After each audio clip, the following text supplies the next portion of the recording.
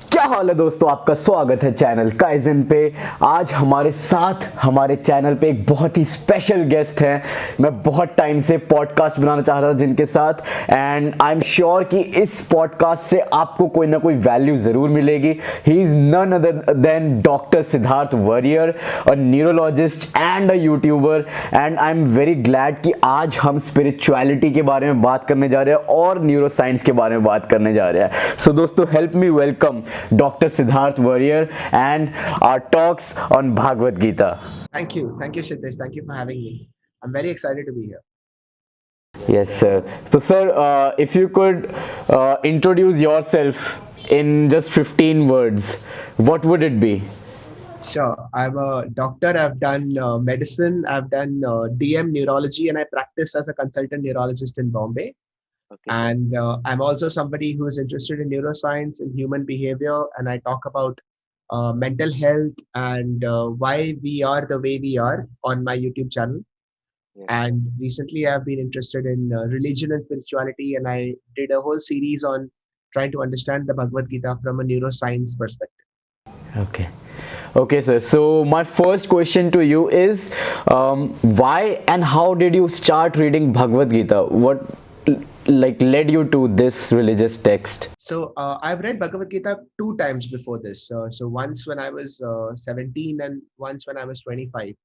So I've read it. I've read cover to cover, but it's interesting that every 6 to 7 years I feel like reading it, and every time I read it, it's a very different experience. And reading it after having studied neurology and neuroscience and having understood the brain much more, it is again a very different book.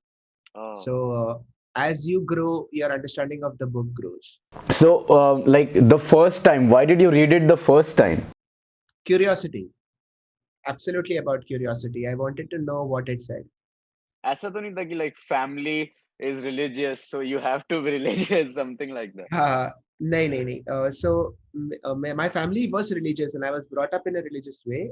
I actually went through that whole journey of losing my religion. I questioned what is religion and questioned the difference between science and religion. And I continue to do that. I still question it because I think it is important to question everything. Yeah. But it is also important to know that some things we don't understand and some things we are still learning. तो True. उसमें कोई गलती नहीं है accept करने में. True. Okay, sir. So, how has Bhagavad Gita impacted you spiritually, mentally, and physically? So Bhagavad Gita, when I read it this time, I realized that a lot of the things that it said has a basis in neuroscience. Phrase in the Bhagavad Gita that talked about sensory perception. So one of the things that Bhagavad Gita says is that a lot of our desires, a lot of our wishes and aspirations, it comes from sensory perception. And sensory perception is very primitive in our brain. हम लोग avoid नहीं कर सकते. हम लोग जो भी सोचते हैं, हम लोग जो भी चाहते हैं, ये सब कुछ sensory perception से आता है. और even from a neuroscience perspective, it is very true. You Because, mean the five senses, the touch, correct. the taste, smell, and Touch, taste, vision, sight, sight. sound, touch, taste, and smell. Yeah. Okay. So ये 5 senses हमारे brain में अंदर जाती है और अलग अलग areas में जाती है, और फिर वो सब कुछ कंबाइन करके हमारा रियलिटी बनता है. Okay. और वो रियलिटी के ऊपर हम बिल्ड करते हैं हमारा आइडेंटिटी, हमारा ईगो, हमारा डिजायर, जो भी है. Okay. तो अगर सेंसरी परसेप्शन को ही अगर हम प्रॉब्लम मानेंगे, Hmm. तो फिर उससे जो भी निकलता है वो सब कुछ प्रॉब्लम बन जाता है. Hmm. तो हमारा इनफैक्ट ये गीता में बहुत अर्ली बोलते हैं, मतलब सेकंड या थर्ड चैप्टर में ये डिस्कशन हो जाता है कि Hmm. सेंसरी परसेप्शन से जो भी आ रहा है वो सब कुछ प्रॉब्लमैटिक है. Hmm. और उसमें ये जो मोह माया है जो कहते हैं, सो दैट इज वेरी ट्रू कि whatever things we are perceiving, they are not absolute truth. वो सब कुछ हमारे ब्रेन रीअरेंज करके एक एडिटेड वर्जन ऑफ रियलिटी देती है हमको. तो तो is it कि we should like ignore the senses or control or give into it? Like, how does one go about it? If सो पहली बात है कि इग्नोर करना एक ऑप्शन ही नहीं होता for most people including my self. हम लोग वहां तक पहुंचे ही नहीं है। तो सबसे पहला स्टेप तो होता है इसके बारे में सोचना और ये रियलाइज करना कि ये सेंसरी परसेप्शन है और ये सेंसरी परसेप्शन हमेशा सच नहीं कहता और हम जो देखते हैं वो पूरा सच नहीं है। तो इसके बारे में सोचना है स्टेप वन। हम्म, इग्नोर तो दूर की बात है। इग्नोर तब कर सकते हैं जब हम पहले रियलाइज करेंगे, फिर रियलाइज करने के बाद उसके बारे में सोचते रहेंगे, फिर उस पर एक सेंस ऑफ कंट्रोल आता है। उसके बाद एक ऑप्शन आता है कि इग्नोर करें कि एक्सेप्ट करें। तो वो तो बहुत लास्ट होता है, पहले तो सिर्फ उसके बारे में सोचना पड़ता है। और अभी I think I have just started it. अभी तक even I have not been able to forget ignore. I can't even control it properly. So it's a very long journey. तो is there a relationship between neuro science and Bhagavad Gita? जैसे आपने senses के बारे में बताया, is there are there more things which when you read Bhagavad Gita you could relate to neuroscience also? Absolutely. When we talk about when the Bhagavad Gita talks about desire, and the Bhagavad Gita talks about uh, happiness, especially happiness is a very interesting concept. और neuroscientifically happiness का एक single जगह नहीं है। happiness बहुत सारी जगह से आती है। और भगवद गीता पे वही कहती है कि एक होता है जो सेंसरी परसेप्शन से आती हुई हैप्पीनेस है कि एक चॉकलेट दे दिया बच्चे को, चॉकलेट बच्चा खुश हो गया। वो जो हैप्पीनेस है, वही बच्चा बड़ा होता है, उसको आईफोन दे दिया, बच्चा खुश हो गया, खुश हो गया। आदमी खुश हो गया। और बड़ा होता है, तो कार आ गई, खुश हो गया। कार आ गई, खुश हो गई, घर आ गया। गर्लफ्रेंड मिल गई या वाइफ मिल या गई या बच्चा हो गया। वो सब कुछ एक कोई चीज पाने से खुशी मिलती है और वो चीज अगर खो जाएंगे तो खुशी चली भी जाती है। तो ये बहुत टेम्पररी और बहुत सर्कमस्टांशियल हैप्पीनेस होता है। हाँ जी। बट एक दूसरा हैप्पीनेस होता है जो अंडरस्टैंडिंग से आती है, जो हम समझते हैं यूनिवर्स कैसा है, and once we understand how things work और ये सब चीजों से थोड़ा हट जाते हैं हम, और फिर एक खुशी आती है जो अलग होता है। वो ये चॉकलेट देने से जो खुशी आती है वो अलग होता है, और वो जो अंडरस्टैंडिंग के बाद जो खुशी आती है वो अलग होता है, और वो खुशी जाती नहीं है। क्योंकि जो नॉलेज से जो हैप्पीनेस मिलता है वो कभी जाएगा नहीं, क्योंकि वो नॉलेज कभी सच्चित जाएगा नहीं। आनंदा। बिल्कुल बिल्कुल बिल्कुल। तो यही होता है। सो आई थिंक मैंने भी काफ़ी पॉन्डर किया है हैप्पीनेस पे, and I am like pretty sure कि I was hooked on to the external kind of happiness जो स्टिमुलस से आती है।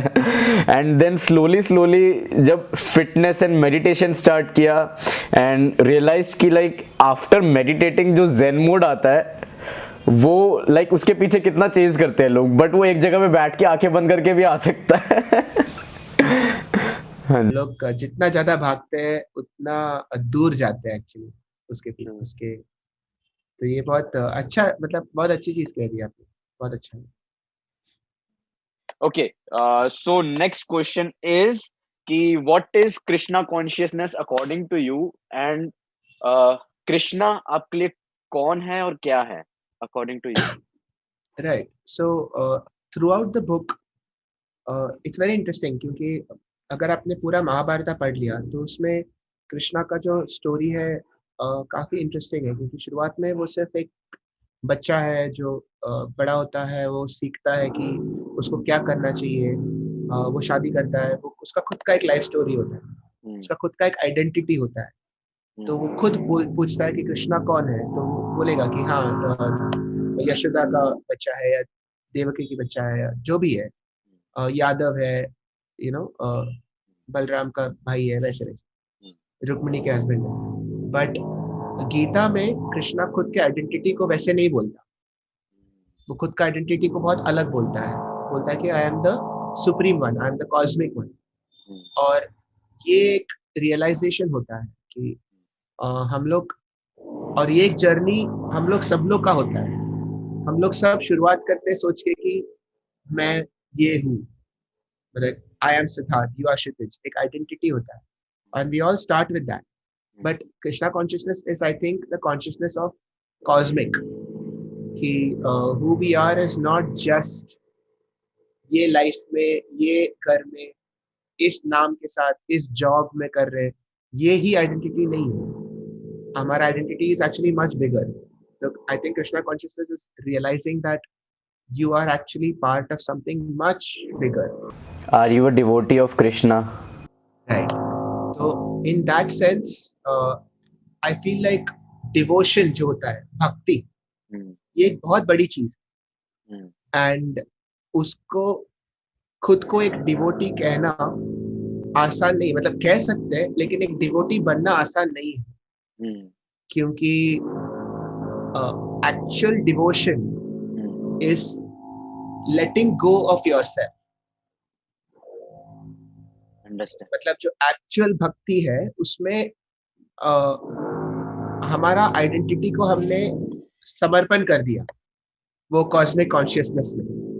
तो वो जो सेंटेंस है कि आई एम अ डिवोटी, वो तुम बोल ही नहीं सकते, क्योंकि अगर डिवोटी हो तो आई Understood. नहीं है. Yes, I और ये understand बहुत, this. हाँ, ये बहुत मुश्किल है. I तो think मेरा हम बोल ही क्वेश्चन नहीं ही थोड़ा सकते. रॉन्ग था. हाँ, क्योंकि डिवोटी का, एक्चुअल डिवोटी का मतलब होता है कि I am somebody in devotion, मतलब भक्ति. तो उसमें आइडेंटिटी खो जाता है, और वो पहुंचना is so difficult, so difficult. बहुत कम लोग पहुंचते हैं वहां पे. I think मीरा पहुंची थी. मीरा पहुंचती, yes yes, correct. Okay. So that is a problem. पहुंचना इंटरेस्टिंग तो होगा डेफिनेटली. पहुंचना इंटरेस्ट, बट आई थिंक कि वो पहुंचना is a gradual and very gradual process. Like we can not, अगर हम सोचते हैं कि हम वहां पहुंचेंगे तो वहां नहीं पहुंचेंगे. राइट. मेरे को ऐसा लगता है. तो और इसमें बट हाँ जी, इंटरेस्टिंग चीज ये है हाँ जी. कि अगर आप सच में वहां पहुंच गए, ठीक है, अगर आप सच में वो भक्ति के स्टेज में पहुंच गए जिसमें आपका खुद का आइडेंटिटी आप खो गए, और आप वो स्टेज पे पहुंच गए जहाँ पे आप सिर्फ कॉस्मिक कॉन्शियसनेस का ही अवेयरनेस है आप में, तो फिर you are no longer a devotee, you are Krishna, you are the cosmic consciousness, क्योंकि आपका खुद का कुछ बचा नहीं है. ट्रू. तो ये बहुत ही मुश्किल चीज है समझना. और ये सिर्फ समझने से कुछ नहीं होता, मतलब समझना एक तरफ और एक्चुअली करना एक तरफ. तो आप सच में अगर एक भक्त बन गए, और ये आई थिंक महाभारता में या भागवता के सीरीज में 2-3 बार इसे बोला है कि Krishna says that I am actually a servant of my भक्त. क्योंकि अगर एक ट्रू डिवोटी है तो Krishna is a servant of that person. वो जो कहेगा वो कृष्णा को करना ही पड़ेगा. और ऐसे 2-3 जगह पे अलग अलग स्टोरीज में ये कहा है. हाँ. तो ये बहुत एक इंटरेस्टिंग थिंग है कि अ, हम लोग भक्ति में खुद को खो जाते हैं, लेकिन फिर वो खोने से हमको इतना पावर मिलता है जो हमको नहीं चाहिए उसके बाद, क्योंकि हमारा आइडेंटिटी है ही नहीं. तो वो बहुत ही सर्कुलर है ये. True, true. क्या बताओ. So, according to you, what is the difference between brain, mind, and soul? What I personally believe is that everything is about energy. ठीक है, तो सब कुछ एनर्जी होता है. और ब्रेन और माइंड का इजी है, क्योंकि brain is the hardware, mind is the software. Hmm. तो अगर आप डेस्कटॉप देखते हो तो डेस्कटॉप में जो भी पीसेस है, इंटेल चिप है, सारे वायर्स है, वो सब एक दूसरे से कनेक्टेड है. Hmm. अगर वो कनेक्शन टूट गई तो आप स्क्रीन पे कुछ नहीं देख पाओगे. राइट. तो that's connections are the brain. आप जो डेस्कटॉप देखते हो, आपका वॉलपेपर है, आप माउस हिलाते हो तो वो कर्सर हिलता है, ये सब माइंड है. वो mind is the interactive part of the brain. मतलब हम, अगर ब्रेन है तो माइंड है, ब्रेन नहीं है तो माइंड नहीं है. Hmm. बट अगर ब्रेन भी है, लेकिन अगर इलेक्ट्रिसिटी नहीं है तो वो ऑन नहीं होगा. So that is soul. So soul is energy. अगर सारा नेटवर्क है, सब कुछ है, फिर भी अगर इलेक्ट्रिसिटी नहीं है तो कुछ फायदा नहीं है, वो नेटवर्क काम नहीं करेगा. सो द ओनली हाँ. Difference between a living brain and a dead brain is that living brain के अंदर एनर्जी है और डेड ब्रेन के अंदर एनर्जी नहीं है. Otherwise everything is the same, सब नेटवर्क सेम है, सब कुछ सेम है. तो अगर वो न्यूरॉन्स फायर कर रहे तो वो जिंदा है, कॉन्शियसनेस है, सोल है. And the source of that firing is तो वो एक, अच्छा वो तो बहुत ही बड़ा डिस्कशन हो जाएगा. मतलब it is like a pyramid. मतलब हम जो बोलते हैं कि आर यू अलाइव, तो जब आप मर जाते हो आपके बॉडी पार्ट्स नहीं मरते. मतलब अगर आपका आपका बॉडी मर जाता है लेकिन आपके लिवर के अंदर जो सेल्स है वो जिंदा है अभी भी, वो और 10 दिन के लिए जिंदा रहते हैं. आपके बोन्स के अंदर जो सेल्स है वो तो बहुत सालों के लिए जिंदा रहता है, लेकिन आप जिंदा नहीं हो. तो ये फर्क होता है कॉन्शियसनेस का, कि कॉन्शियसनेस मरता नहीं है, वो एक लेवल नीचे चला जाता है. तो that is what that energy does. Energy goes into a lower state of consciousness.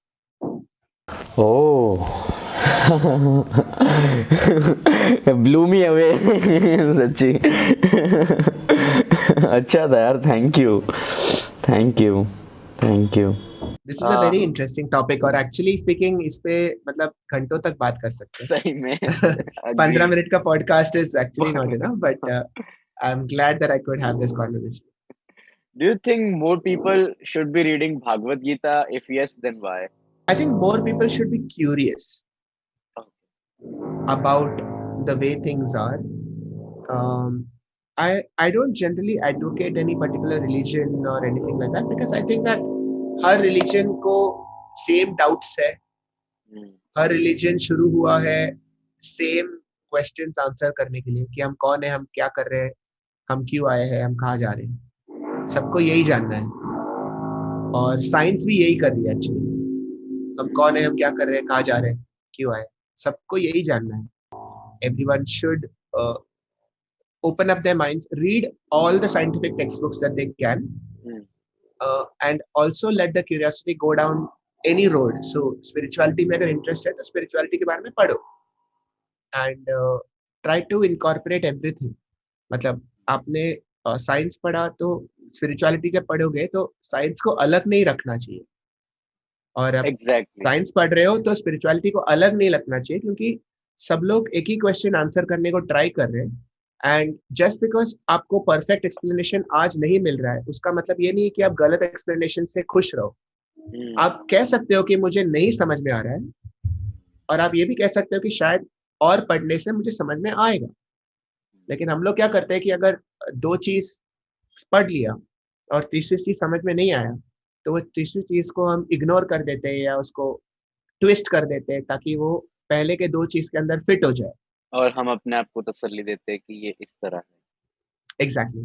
तो वो नहीं होना चाहिए, वो दोनों तरफ नहीं होना चाहिए. मैं जब भगवत गीता पढ़ता हूँ तो इसका मतलब नहीं कि मैं न्यूरो साइंस में जो भी पढ़ा हुआ मैं भूल जाऊंगा. True. And vice versa. Final question to you, seventh question is कि 3 things you would like to share with our viewers that you have learned from Bhagavad Gita, and you would say directly to someone if they ask you कि what have you learned, 3 things from Bhagavad Gita. एक है कि ये जो realisation है, जो मैंने कहा कि हम लोग एक आइलैंड नहीं है. आप जो करते हैं वो अफेक्ट करता है बाकी सबको, और बाकी जो भी कर रहे हैं वो अफेक्ट करेगा आपको कहीं ना कहीं, किधर ना कहीं, क्योंकि एक सिस्टम होता है, कनेक्शन होता है. हम लोग सब एक ही सिस्टम के अंदर काम कर रहे हैं, और हमारा एक फॉल्स ईगो हो जाता है जो हमको ऐसे इम्प्रेशन दे देता है कि मैं ही हूँ, you know, I am the greatest, I am the best, और हम बाकी सब लोग गए ब्रह्मास्मि. बाढ़ में, हम ब्रह्मास्मि. हाँ, बट वो एक गलत फहमी है, वो एक that is wrong. So that is not to say that you should not improve, you should not become better. वो सब करना चाहिए, but you should be aware that you are connected to everything. Right? So वो realization बहुत ही अच्छा होता है, वो realization बहुत useful होता है. It gives you a sense of calmness. दूसरा होता है कि इमोशंस पे बहुत नहीं जाना चाहिए। मतलब जो जो गीता कहती है कि आपके सामने गोल्ड भी पड़ा हो या पत्थर भी पड़ा हो, बेस्ट फ्रेंड भी पड़ा हो या अपना दुश्मन भी पड़ा, जो भी हो, एक अंडरस्टैंडिंग होना चाहिए कि ये सब एक एक ही जगह से आई है और सब एक ही जगह जाएगी। हाँ तो बहुत बहुत ऊंचा नीचा करके मतलब नहीं है, बहुत हिंदू मुस्लिम करके मतलब नहीं है, बहुत मैन यूनाइटेड चेल्सी करके मतलब नहीं है, बहुत इंडिया पाकिस्तान करके मतलब नहीं है, बीजेपी कांग्रेस करके मतलब नहीं है। ये सब एक ये होता है, एक सब एक ही जगह से आइए, एक ही जगह पे जाएगी। वो एक रियलाइजेशन वेरी यूजफुल होता है। और तीसरा बहुत प्रैक्टिकल एडवाइस है कि अगर आपको डाइटिंग करना है, आपको आप सोच रहे हो कि खाना क्या खाना चाहिए, कुछ भी खाओ, लेकिन 3 घंटे के अंदर बनाया हुआ खाओ। ओके, क्या बढ़िया एडवाइस है। फ्रिज यूज ही नहीं मतलब करना मतलब। फ्रिज यूज ही नहीं करना, एग्जैक्टली exactly. जो भी खाओ 3 घंटे के अंदर बनाया हुआ खाओ, आपका हेल्थ प्रॉब्लम सब सॉर्ट हो हाँ। जाए। It's not a bad advice at all. मतलब बिस्किट नहीं, ब्रेड नहीं, चिप्स नहीं, होटल का खाना ओह, नहीं, कोई भी कुछ भी प्रिजर्व नहीं। चीज नहीं, केचप भी नहीं, नहीं। केचप नहीं, मैगी नहीं, कुछ नहीं। तुम अभी बनाओ, आटा से बनाओ, चावल बनाओ, दाल बनाओ, सब्जी बनाओ, जो भी बनाओ, हाँ। लेकिन 3 घंटे के अंदर कुकिंग करके खाओ। ओ, ये भागवत गीता में लास्ट चैप्टर में मैंने आपके लाइव में सुना था। बहुत ही खतरनाक एडवाइस था, तो मुझे हाँ, मेरे को काफी जब जब इंटरेस्टिंग आपका लगा। लाइव देख रहा था तब मेरे को लग रहा था ये तो आपको पॉइंट काफी अच्छा लगा। It was very interesting.